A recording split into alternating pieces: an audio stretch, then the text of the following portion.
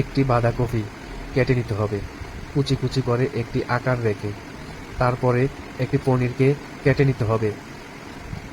পনিরটি কাটার পরে 4টি ডিম একটি প্যানের মধ্যে কুসুম না ভেঙে ভালো করে ভেজে নিতে হবে, যাতে তার এই পিঠ ও পিঠ দুনো পিঠ লাল হয়ে ভাজা হয়।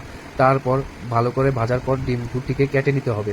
ডিমটি কেটে তারপরে একটি প্যানের মধ্যে পানি দিয়ে রান্না করতে হবে কিছুক্ষণ। ফুটন্ত গরম জল ঢালুন। এই জল ডিমের স্বাদকে আরও বাড়িয়ে তুলবে।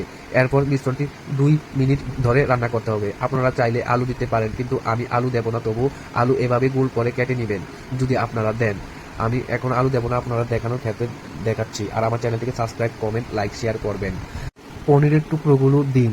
তারপর স্বাদ মতো লবণ, সয়া সস দিয়ে মিশিয়ে নিন। এই মিশ্রণ আরও 3 মিনিট অল্প আঁচে রান্না করুন।